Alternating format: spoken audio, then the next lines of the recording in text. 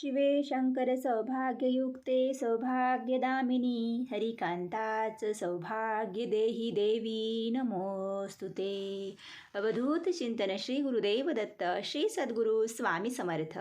स्वामी भक्त हो, नवरात्री सुरू झालेली आहे आणि आपण 9 दिवसांचा उपवास करत आहोत. घरामध्ये अखंड दिवा लावलेला आहे, कलश स्थापना केलेली आहे. बऱ्याच जणांच्या घरामध्ये घटस्थापना सुद्धा केलेली आहे आणि ज्यांच्याकडे घटस्थापना नाही आहे त्यांनी कलश स्थापना, अखंड दिवा या सर्व सेवा केलेल्या आहेत. त्यासोबतच आता ज्या ताई आहेत जॉबला जातात, घरामध्ये या सर्व सेवा त्यांना करता येत नाही, पण मनातून खूप इच्छा आहे की देवीची कुठली तरी सेवा करावी. अशांसाठी सुद्धा या व्हिडिओमध्ये अगदी महत्त्वाची माहिती देणार आहे. त्यासोबतच ज्या ताईंना 9 दिवस उपवास करण्याची इच्छा आहे पण त्यांना काही कारणास्तव म्हणजेच काही मेडिसिन वगैरे चालू आहे, त्यांना उपवास करता येत नाही, मग त्यांनी या 9 दिवसाच्या पूर्ण उपवासाचं फळ मिळण्यासाठी फक्त एका विशिष्ट दिवशी उपवास करायचा आहे.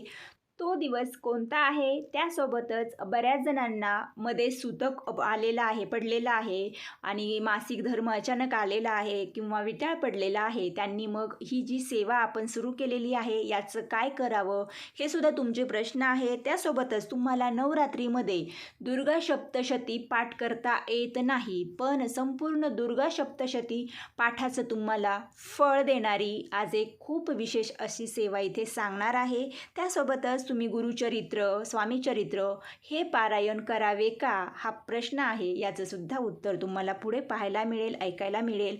त्यासोबत तुम्हाला दुपारी एक गोष्ट चुकूनही करायची नाही. 2 गोष्टी आहेत त्या चुकून करायच्या नाहीत. अवश्य महिलांनी या गोष्टीकडे लक्ष द्या. नवरात्रीमध्ये तुम्हाला कोणकोणत्या सेवा जास्तीत जास्त करता येतील आणि काय काळजी घ्यायची आहे ही सर्व माहिती आजच्या या व्हिडिओमध्ये तुम्हाला ऐकायला पाहायला मिळणार आहे. तर सर्वांनी हा व्हिडिओ शेवटपर्यंत पाहावा आणि पाहत असताना सर्वांनी कमेंटमध्ये श्री कुलदेवताय नमः असे नक्की लिहा.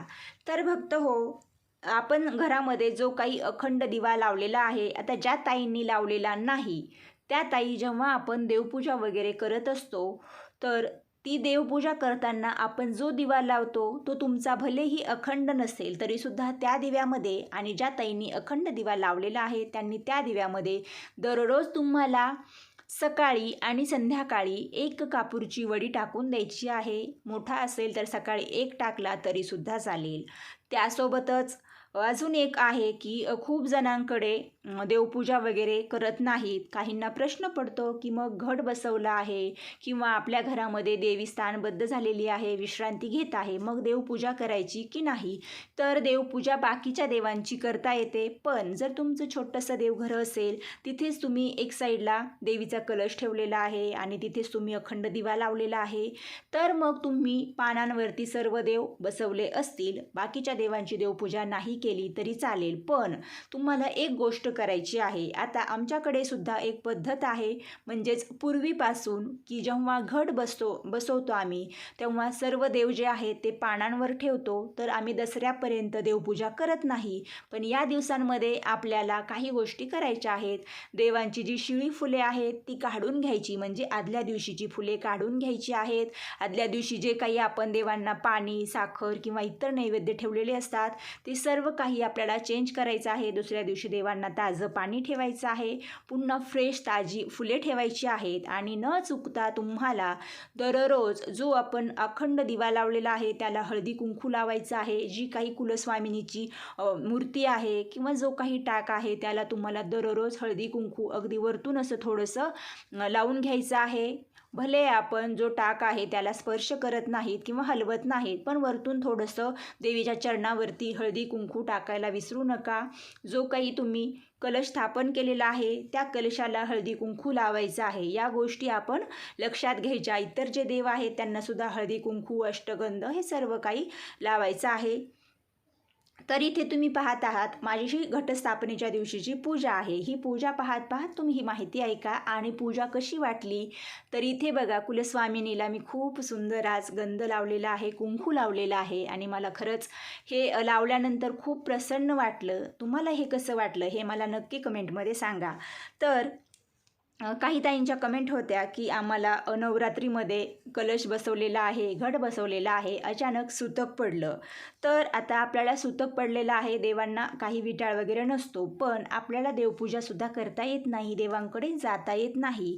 त्यामुळे जरी तुम्ही अखंड दिवा लावलेला आहे, पण बघा सुतक हे आपल्या जवळपासच असतं ना, मग आपण देवपूजा वगैरे इतरांकडून सुद्धा करून घेणं हे चुकीचं आहे. करायला जमते, पण हे चुकीचं आहे. त्यासाठी जे काही अखंड दिवा लावलेला आहे त्यामध्ये तेल आहे तोपर्यंत तुम्ही तो दिवा तसाच राहू द्या. दिवा विझवू वगैरे नका.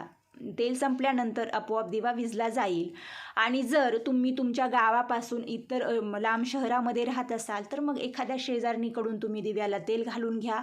आणि जो काही कलश आहे त्याचं काही प्रश्नच नाही, कलशाकडे जाण्याची आपल्याला गरज पडत नाही. त्यामुळे जे सुतक आहे ते संपल्यानंतर कलशातील पाणी वगैरे चेंज करा.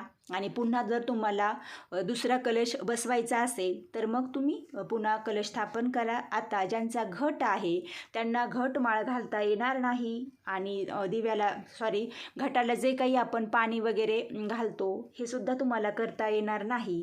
आणि जर तुम्ही लांब ठिकाणी असाल तर मग कोणी करण्यासारखं असेल तुमचे पाहुणे वगैरे तर त्यांनी केलं तर चालतं, पण नाही केलं तरी चालतं, कारण देवीला हे सर्व काही माहीत असतं. देवी आपल्या घरामध्ये जरी आपल्याला सुतक असेल तरीसुद्धा देवी ही आपल्या घरातच असते, ती सर्व पाहत असते आणि समजून घेत असते.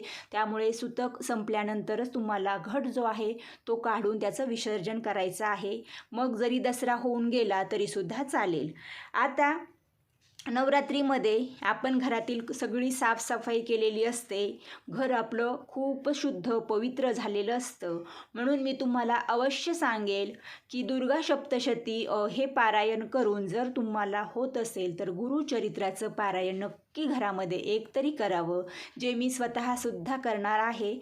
पण काही ताईंचं सर्व सेवा जर तुम्ही घेतल्या तर मग तुम्हाला सेवेमध्येच खूप वेळ जाईल. इतर कामेसुद्धा असतात, मुलांचं असतं, मिस्टरांचं असतं आणि यासोबतच आपल्याला सर्व टायमिंग मॅनेज झाला पाहिजे.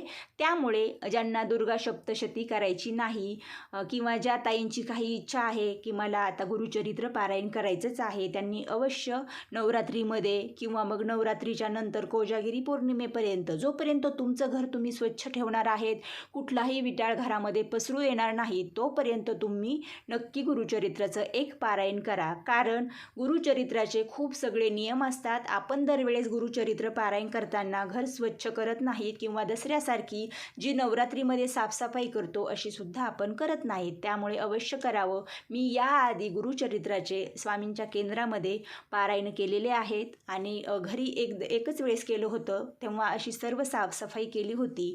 आणि आत्तासुद्धा खूप सगळी आपण साफसफाई केलेली असते. म्हणून माझी स्वतःची सुद्धा इच्छा आहे. आणि एका ताईंची कमेंटसुद्धा होती की मला करायचं आहे.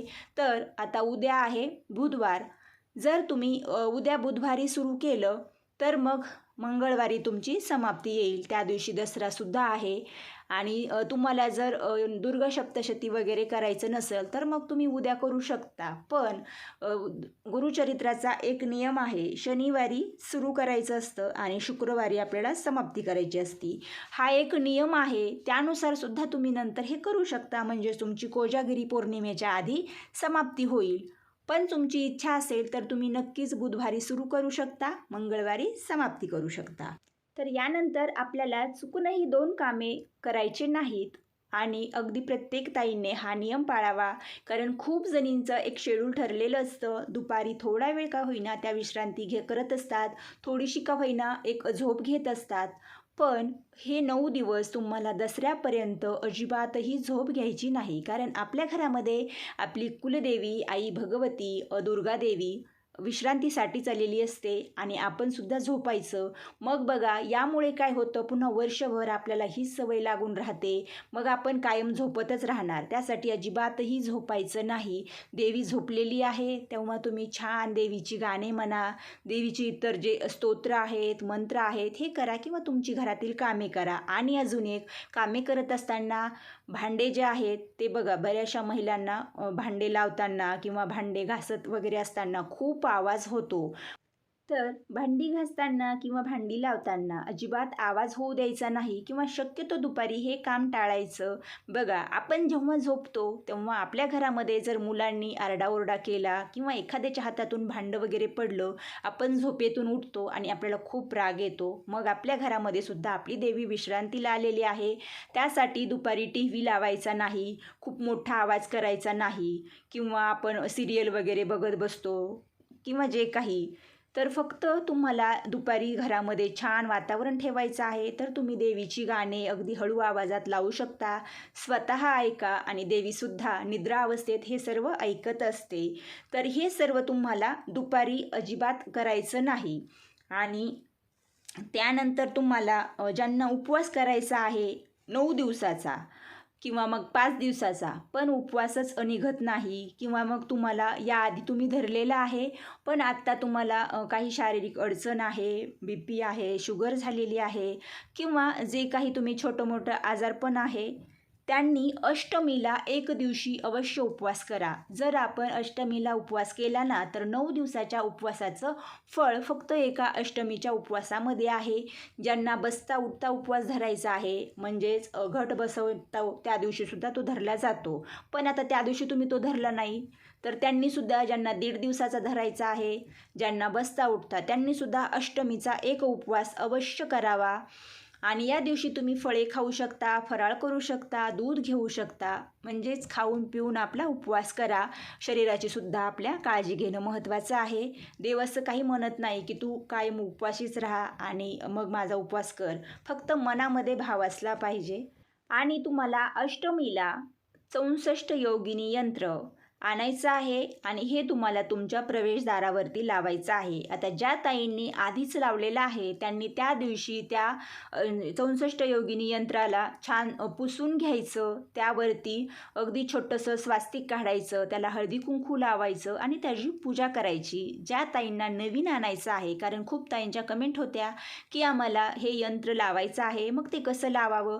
जे काही आपलं प्रवेशद्वार आहे त्यावरती एकदम वरती लावू शकता, म्हणजे इतरांनी ते पाहिलं तरी चालतं, नाही पाहिलं तरी असं काही नाही, पण प्रवेशद्वारावरती लावलं की ते इतरांना दिसणार आहे आणि ते दिसण्यासाठीच लावायचं आहे. जी काही वाईट शक्ती आहे आपल्या घरामध्ये प्रवेश करताना ती प्रवेश करू शकणार नाही, एवढं हे प्रभावी यंत्र आहे. आणि हे यंत्र लावण्याआधी काही नियम आहेत, ते तुम्हाला पाळावेच लागतात, तेव्हाच त्या यंत्राचं फळ मिळतं. तर आपल्याला पूर्ण दुर्गा सप्तशतीचा एक पाठ करून हे यंत्र लावायचं असतं. पण ज्यांना हे शक्य होणार नाही त्यांच्यासाठी अगदी सोपी एक सेवा आहे. तुम्हाला दुर्गा स्तोत्र हे वाचायचं आहे. ते आहे नित्यसेवेमध्ये. जर तुमच्याकडे ते नसेल आणि तुमच्याकडे श्री दुर्गा सप्तशती हा ग्रंथ असेल, तर त्यामध्ये बघा पान नंबर 16 वरती अथ देव्या कवचम हे आहे, हे वाचायचं आहे आणि त्या यंत्राला हळदी कुंकू लावायचं, हे वाचन करायचं आणि नंतरच मग हे तुम्हाला प्रवेशद्वारावरती लावायचं आहे. पण तुमच्याकडे ही कुठलीही पुस्तके नाही आहेत आणि तुम्हाला यंत्र लावायचं आहे, तर तुम्हाला एक माळ 99 मंत्र म्हणायचा आहे तरीसुद्धा चालतं. तर हा मंत्र असा आहे, ओम ऐं ह्रीं क्लीं चामुंडाय विच्छे. हा मंत्र म्हणून तुम्ही हे यंत्र प्रवेशद्वारावरती लावू शकता. तर अष्टमीला अवश्य प्रत्येकाने आपल्या प्रवेशद्वारावरती हे यंत्र लावा. तुमच्या घरामध्ये कुठलीही वाईट शक्ती येणार नाही. आपल्या शेजारी आसपास जी आपलीच लोके असतात आणि ज्यांची आपल्यावरती वाईट नजर असते, तर बघा हे जरी आपल्या घरी आले गेले तरीसुद्धा त्यांची कुठलीही वाईट नजर आपल्या घरावरती पडणार नाही किंवा त्यांच्यामुळे आपल्या घरामध्ये निगेटिव्हिटी तयार होणार नाही. एवढे हे प्रभावी यंत्र आहे. त्यानंतर तुम्हाला दुर्गा सप्तशती सोडून इतर काही सेवा आहेत ज्या अगदी थोड्या थोड्या वेळांच्या आहेत आणि ह्यासुद्धा तुम्हाला करता येतील, करण्यासारख्याच आहेत. तर तुम्हाला दुर्गा स्तोत्र हे सुद्धा तुम्ही पठण करू शकता. अगदी याला 10 मिनिट वेळ लागतो. आणि दुर्गा सप्तशती तर कशी करायची याचा मी व्हिडिओ आधीच दिलेला आहे, त्याचीसुद्धा लिंक देईल, तो सुद्धा तुम्ही पहा. आणि ज्यांना शक्य आहे त्यांनी करण्याचा प्रयत्न करा. त्यासोबत तुम्ही महालक्ष्मी अष्टक पठण करू शकता. श्री सुक्तम तुम्ही दररोज 16 वेळा जर म्हटलं तर तुम्हाला खरंच दुसऱ्या कुठल्याही सेवेची गरज नाही. कारण श्री सुक्त म्हणजे काय, हे जर तुम्ही 16 वेळा या नवरात्रीमध्ये पठण केलं तर तुमच्या घरामध्ये आई भगवतीचा, माता लक्ष्मीचा कायम वास राहील.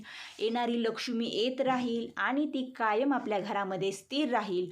फक्त तुम्हाला तुमच्या घरामध्ये जे काही श्रीयंत्र आहे त्यावरती तुम्ही कमळगट्ट्याची माळ ठेवलेली आहे, ती तुम्हाला अलगद काढून घ्यायची आहे आणि तुमच्या उजव्या हातामध्ये कमळगट्ट्याची माळ घ्यायची. 16 वेळा किंवा मग 1 वेळा तुम्हाला श्रीसूक्त म्हणायचं आहे आणि पुन्हा ती माळ तुम्हाला त्या श्रीयंत्रावरती ठेवायची आहे. असं केल्याने आपल्याकडे माता लक्ष्मी येत राहते आणि कायम आपल्या घरामध्ये ती स्थिर राहते.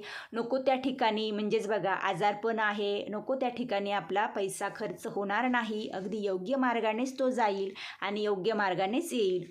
या सर्व सेवा अगदी प्रत्येक महिलेने किंवा काही पुरुषांनी सुद्धा करण्यासारख्या सेवा आहेत. सर्वांनी मिळून या सेवा नवरात्रीमध्ये करा. कारण नवरात्र जरी असेल तरीसुद्धा फक्त एका महिलेची जबाबदारी नसते सेवेची, तर अगदी संपूर्ण कुटुंबाची असते. त्याचबरोबर दररोज सायंकाळी जेव्हा आपण दिवे लावतो, सव्वा सांजेची वेळ असते, यावेळी अवश्य आपल्या मुलांना घेऊन तुम्ही शुभम करोती म्हणून घ्या मुलांकडून, स्वतः तुम्ही त्यांच्यासोबत म्हणा. त्यासोबतच जर तुम्हाला रामरक्षा येत नसेल तर मोबाईलवर लावून द्या मुलं आणि तुम्ही त्या मोबाईलच्या यासोबत तुम्ही रामरक्षा म्हणा. ही सुद्धा सेवा खूप छान आहे. या सर्व सेवेमुळे आपल्या मुलांवरती सुद्धा योग्य वेळी योग्य बालसंस्कार होणं खूप महत्त्वाचं आहे. आपण एकट्यानेच करत न बसता मुलांसोबत सुद्धा या सेवा त्यांच्याकडून करून घ्याव्या. भले त्यांना खूप अभ्यास आहे किंवा छोटे आहेत, पण शुभम करोती तरी मुलांना म्हणण्याची सवय लावा. तर यामध्ये मी जास्तीत जास्त सेवा सांगण्याचा प्रयत्न केलेला आहे. यासोबतच आपल्याला आई दुर्गेची, आपल्या कुलस्वामिनीची ओटी भरायची असते आणि ही कशी भरायची, तर ही सर्व तुम्हाला प्रत्यक्ष व्हिडिओज तुमच्याशी शेअर करेल. अजून तुमचे काही प्रश्न असतील तर नक्की कमेंटमध्ये सांगा. त्यानुसार मी तुम्हाला कमेंटद्वारे किंवा मग प्रत्यक्ष व्हिडिओमध्ये माहिती देण्याचा प्रयत्न करेल. तर भक्त हो, आज तुम्ही इथे संपूर्ण मी घटस्थापने दिवशी जी पूजा केली ही सर्व पाहिलेली आहे. यामध्येच मी कुलदेवांचे जे टाक आहेत ते नवीन प्राणप्रतिष्ठा केलेली आहे. याची सुद्धा माहिती काही ताईंना हवी होती. अजून तुम्हाला कोणाकोणाला ही माहिती हवी आहे की नवीन टाकाची प्राणप्रतिष्ठा कशी करायची, तर नक्की कमेंट करा. त्यानुसार लवकरच त्याचा व्हिडिओ शेअर होईल. कारण जर आपण नवीन देव घेतले आणि व्यवस्थित त्याची पूजा करून ते बसवले तरच आपल्याला ते देव पुन्हा जे काही मागत राहू ते देत असतात. त्यांची कृपा होत असते. कारण त्यांचं जिवंत रूप आपल्या घरामध्ये असायला पाहिजे आणि इथे मी यांचं जिवंत रूप तयार करूनच हे देव प्राणप्रतिष्ठा यांची केलेली आहे. आणि खरंच हे सर्व केल्यानंतर मला सुद्धा क्षणभर असंच वाटलं की खऱ्या अर्थाने आई भगवती आज घरामध्ये स्थानबद्ध झालेली आहे. भले ती आता सध्या विश्रांती करत असेल, पण आपण जे काही आपल्या मनात चाललेलं आहे हे तिला सर्व कळत असतं.